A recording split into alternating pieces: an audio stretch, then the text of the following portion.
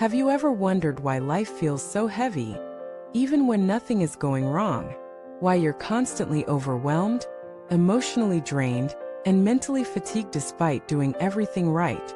Why no matter how many hours you sleep or how many breaks you take, you never feel truly rested? Welcome back to our channel, where we uncover the invisible causes behind the pain you carry and explore the emotional mechanics that shape your daily experience. I'm your companion on this inner journey, and today we'll address one of the most overlooked yet life-changing truths: your exhaustion may not be about time or workload, it may be about boundaries. You see, boundaries are not walls. They are not selfish. They are not rude. They are the structure of self-respect. And when you lack them, your energy leaks everywhere. You give too much, receive too little, and feel resentful without knowing why. Most people are not tired because they're busy, they're tired because they're emotionally overextended. They're tired because they say yes when they mean no, smile when they want to scream, and show up for others while abandoning themselves. Let us begin where it all starts: childhood. Many of us were raised in environments where saying no was not an option. We were praised for obedience, not for self-awareness. We were told to be nice, even if it meant being dishonest about our feelings. We learned early that love is conditional and that being agreeable was safer than being authentic. So we grew into adults who fear rejection. We over-explain. We apologize for existing. We feel guilty for resting. We take on roles that don't belong to us. We say yes out of habit, not desire. This is boundary trauma. And it doesn't just affect your relationships, it affects your nervous system. Every time you override your no, your body registers it as a small betrayal. And betrayal, especially self-betrayal, is exhausting. Over time, this chronic violation of your own needs creates emotional burnout. You're not just tired, you're fragmented. Boundaries are how you call your energy back home. When you say no to what drains you, you say yes to what aligns with you. When you protect your time, your peace, and your emotional space, you begin to regenerate. You begin to breathe. So why is it so hard? Because boundary setting often feels like confrontation. It triggers fear of abandonment, guilt, and the old wound of not being enough. Especially for empaths and highly sensitive people, saying no feels like hurting someone. But here's the truth: you're not hurting them, you're helping both of you grow. You're refusing to enable dysfunction. You're choosing respect over resentment. And that is a gift. Boundaries are not a rejection of others, they are a reclamation of self. They say this is where I end and you begin. They teach others how to engage with you.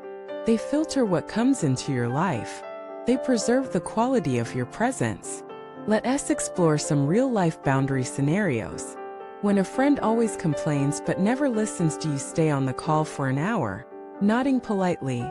Or do you gently say, I care about you, but I don't have the space to hold this right now? When your boss expects after-hours availability, do you sacrifice dinner with your family to reply instantly? Or do you respond the next morning with clarity and professionalism? When a family member guilt trips you for not visiting more often, do you scramble to prove your love? Or do you express your priorities without shame?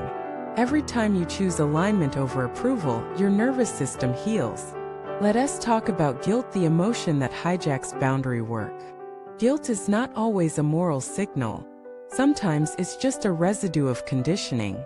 You feel guilty not because you're wrong, but because you're doing something unfamiliar. You're shifting the pattern. You're breaking the role you were cast into. Let that guilt come. Don't run from it. Feel it. Breathe through it.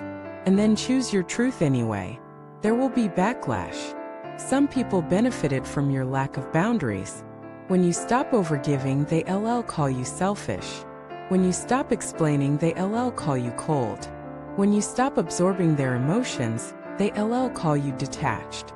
But that's not your responsibility.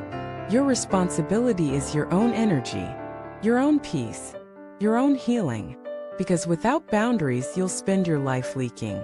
Leaking energy in people-pleasing, leaking time in obligations, leaking joy in resentment, leaking purpose in distraction. You'll feel chronically tired because you've outsourced your center to everyone else. Reclaim it. Build a fence around your emotional garden.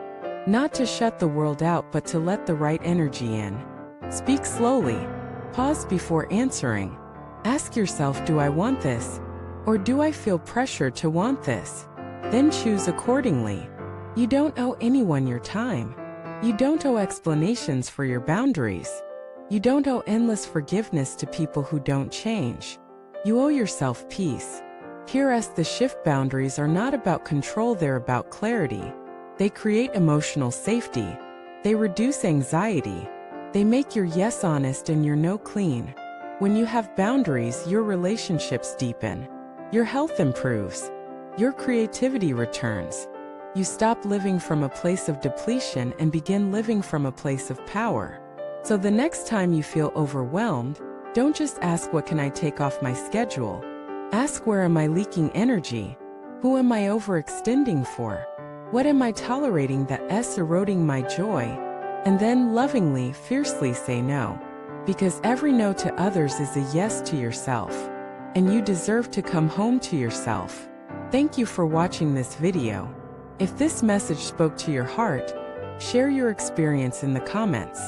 Let us support each other in building lives with clear, strong, and loving boundaries. Don't forget to like, subscribe, and help this channel grow. You're not alone on this path, and together, we're becoming stronger.